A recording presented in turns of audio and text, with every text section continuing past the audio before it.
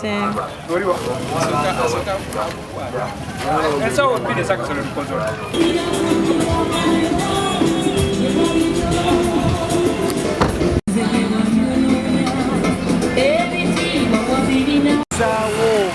Kati wano twakire batalina weeyita kati wofa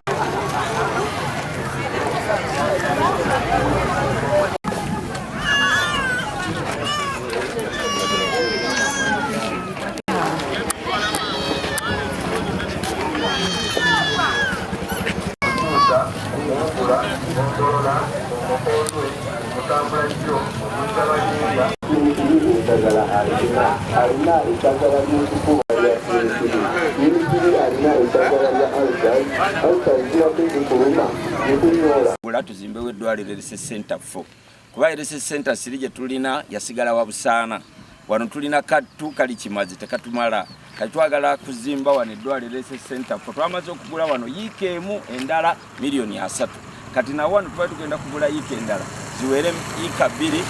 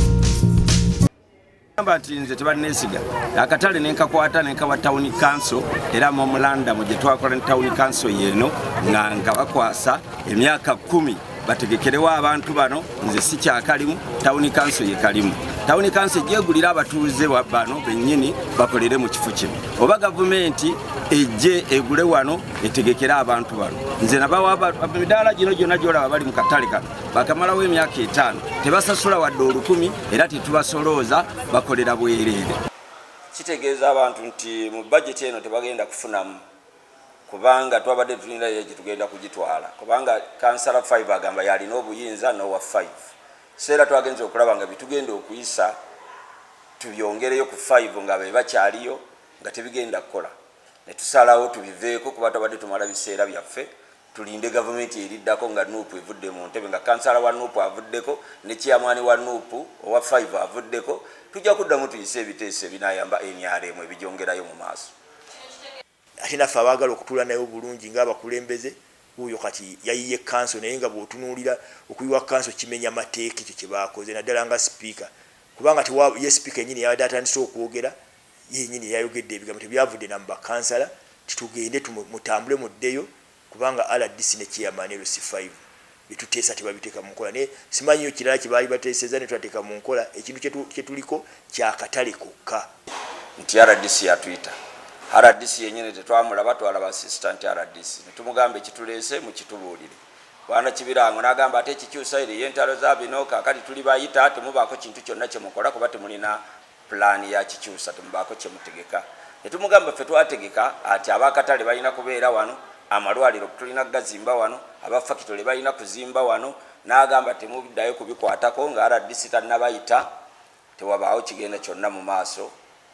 kiyimirizibwe era ne tubiyimiriza ne tuteeka ebikola byonna wansi ne pulogulaamu zonna ze twali tukoze ne pulaani ne tubiteeka wansi ne tuleka abantu ne batundira wonna ku makubo bwe baagala ne tuleka abantu bwe tubadde tugenda okulima tuzitrakita kubanga abamu bali mu makubo nga bwe tugezaayo genda okubagamba basembezeeyo ebintu andulunina nga abagamba temuvaawo temuteguka mubeere awo mukikola ki kubanga ffe tulina obuyinza aba Nuupu kubanga meya ngera abantu b'ekikyusa mumanyi bulungi ne bannaluwero ebiri ekikyusa mu town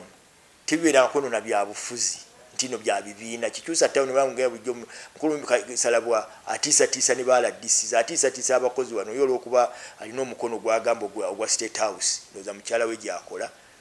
buli kimu ayagala akivugise bwatyo